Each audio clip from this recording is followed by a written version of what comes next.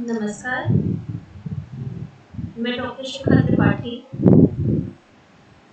आज जिस विषय पे आप सबसे चर्चा करूंगी, उसका शीर्षक है रामधारी सिंह दिनकर के काव्य में राष्ट्रीय चेतना।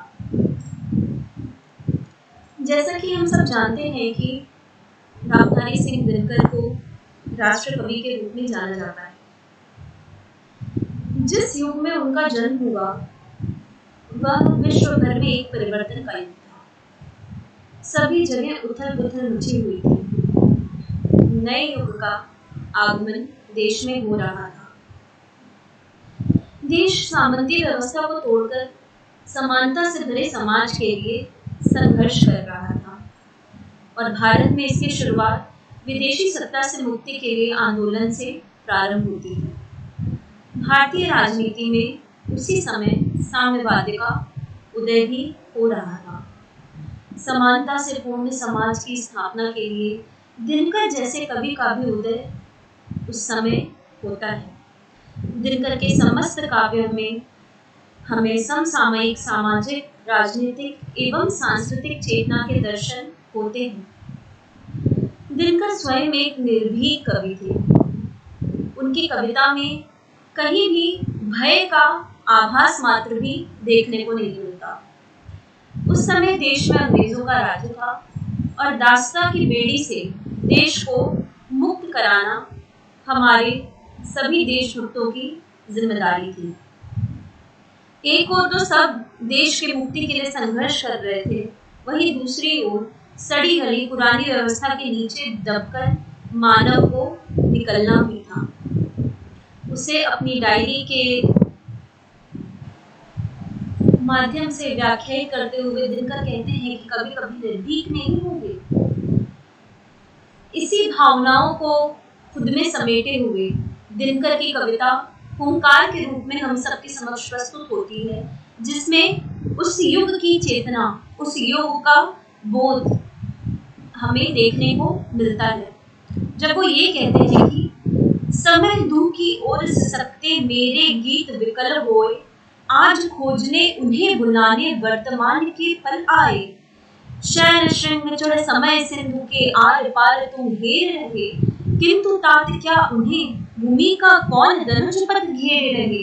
दो वज्रों का घोष विकट संघात धरा पर जारी है, वही रेणु चुरस्वान सजा जो दिटक रही चिनगारी है। रण की घड़ी जलन की बेला रुधिर पंख में जान करो, अपना साकल घरो कुंड में कुछ तुम भी बलिदान करो। दिनकर अपनी कविताओं के माध्यम से जनता में चेतना लाना चाहते थे। देश को गुलामी की जंजीर से मुक्त कराने के लिए लोगों में जोश लाना जरूरी था और दिनकर की कविताओं में ऐसे गुण भरे पड़े हैं। दिनकर की राष्ट्रीय चेतना का प्रारंभ रेणुका द्वारा होता है। रेणुका उनकी काव्य कृति है और परशुराम की प्रतीक्षा में उसका पूर्ण विकास हमें देखने को मिलता है।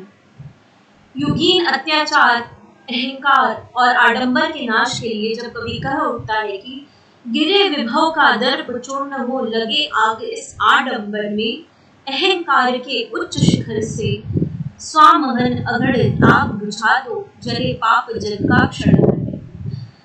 अंग्रेजों के अत्याचार से भारतीय जनता करा रही थी, इसलिए कवि का मानना है कि अहिंसक आंदोलन से कुछ नहीं होने वाला और इसीलिए उन्होंने अपनी हिमालय शीर्षक कविता में शौर्य और शक्ति के लिए आह्वान किया है।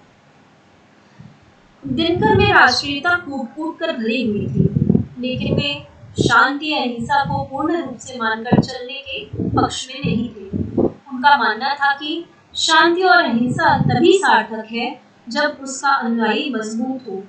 अगर कोई शक्तिहीन राष्ट्र अहिंसा को अपनाता है तो इसका तात्पर्य यही हुआ कि वह कायर है। वे ईंट का जवाब पत्थर से देने के पक्ष में थे। स्वाधीनता प्राप्ति के बाद भारत के इतिहास की सबसे बड़ी घटना थी चीन का आक्रमण। इस समय कवि दिनकर ने तमाम भारत के बुद्धिजीवियों तथा कलाकारों को इस युद्ध का मुंहतोड़ जवाब देने के लिए आह्वान किया। वे मांग करते हैं कि अपनी मेधा शक्ति परशुराम के माध्यम से उन्होंने लोगों में राष्ट्रीय चेतना को उभारा। जब वे ये कहते हैं कि चिंतकों चिंतना की तलवार गढ़ो रे, ऋषियों कृशान उद्दीपन मंत्र पढ़ो रे, योगियों जागो जीवन की ओर बढ़ो रे। कवि परशुराम की प्रतीक्षा में परशुराम की मूर्ति को प्रतीक के रूप में रखता है और एक नए भारत के उदय को दर्शाता और कहता है, हे एक हाथ में परशु, एक में कुश है, आ रहा नए भारत का भाग्य पुरुष है। गांधी की अहिंसक नीति से दिनकर का विचार अलग था। हालांकि यह कहा जाता है कि गांधी जी का प्रभाव उन पर बहुत था, गांधीवाद से बहुत प्रभावित थे, लेकिन उनकी अहिंसक नीति के वे पक्षधर नहीं थे।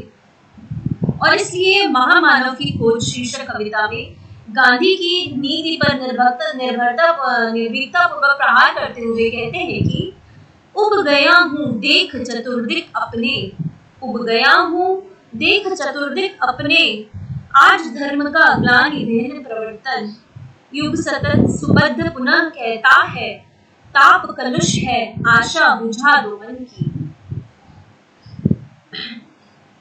इसी प्रकार जीवन मूल्य भंग हुए, अतः युग की मांग के अनुकूल अपने में दबे हुए उन्होंने अपने अंदर दबे हुए भावों को भड़कने दिया, उनको आगे आने दिया और वो भाव इतने तिलमिला उठे कि अहिंसा के बचाव के लिए हिंसा को प्रभार उठाना पड़ा। गिराओ बम गोली दागो, गिराओ बम गोली दागो, गांधी की रक्षा करने को गांधी से भागो। परशुराम की प्रतीक्षा में कवि देशवासियों में राष्ट्र की रक्षा के लिए अपना सर्वस्व न्यौछावर करने को प्रोत्साहित करते हैं। वो कहते हैं कि यदि देश रहेगा, राष्ट्र रहेगा तो हम सब रहेंगे, और राष्ट्र को बचाने के लिए हम सबको अपना बलिदान देना होगा। जब वो कहते हैं दासत्व जहां है वही स्तब्ध जीवन है, दासत्व जहां है वही स्तब्ध जीवन है, स्वातंत्र निरंतर समर सनातन रण है, स्वातंत्र निरंतर समर सनातन रण है। स्वातंत्र समस्या नहीं आजकल, या आजकल की जागृति तीव्र, वह घड़ी घड़ी पल पल।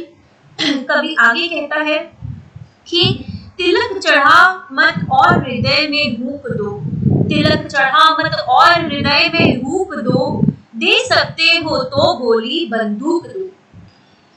कवि का हृदय कितना आकुल व्याकुल है कि देश को इस जड़ता से, इस दासता से मुक्ति मिले। उसका हृदय चित्कार करके यह बार बार कह रहा है कि अगर दे सकते हो तो इस हाथ में गोली और बंदूक तो, जिससे उसे इस अंग्रेजों के शासन से मुक्ति मिल सके और उसके गंदी मानसिकता से यह देश आजाद हो सके। युद्ध में पराजय से बड़ा कोई पाप नहीं है, इसलिए दिनकर कहते हैं कि एक वस्तु है ग्राह्य युद्ध में और सभी कुछ देय है, एक वस्तु है ग्राह्य युद्ध में और सभी कुछ देय है, पुण्य हो कि पाप जीत केवल दोनों का ध्येय है, पुण्य हो कि पाप जीत केवल दोनों का ध्येय है। इन पंक्तियों के माध्यम से दिनकर समस्त राष्ट्र में एक भक्ति की चेतना जागृत करना चाहते हैं, जिससे हर व्यक्ति, हर एक इंसान के मन में यह भाव होगा तो यह देश स्वतंत्र होगा, देश मुक्त होगा अंग्रेजों से, अंग्रेजों की गुलामी और जकड़ी हुई मानसिकता से। इसी प्रकार परशुराम की प्रतीक्षा में वे उन लोगों को भी फटकारते हैं जो तटस्थ रहना चाहते हैं। कभी उन्हें चालाक और कायर कहते हैं। वे कहते हैं कि अब समझा चुप्पी करदैता की वाणी है, अब समझा चुप्पी करदैता की वाणी है, बहुत अधिक चातुर्य आपदाओं का घर है, बहुत अधिक चातुर्य आपदाओं का घर है, दोषी केवल वह नहीं जो नयनहीन था, दोषी केवल वह नहीं जो नयनहीन था, उसका भी है पाप आंख थी जिससे किंतु जो, उसका भी है पाप आंख थी जिसे किंतु जो बड़ी बड़ी घड़ियों में मौन तटस्थ रहा है, बड़ी बड़ी घड़ियों में मौन तटस्थ रहा है। आशा करती हूँ कि आप रामधारी सिंह दिनकर जो हमारे राष्ट्र कवि हैं, उनकी राष्ट्रीय चेतना को समझे होंगे और उनकी राष्ट्रीय चेतना को आत्मसात करते हुए इनकी राष्ट्रीय चेतना के विषय में हम अगले व्याख्यान में आप सबसे चर्चा करेंगे। तो आज के लिए बस इतना ही। धन्यवाद।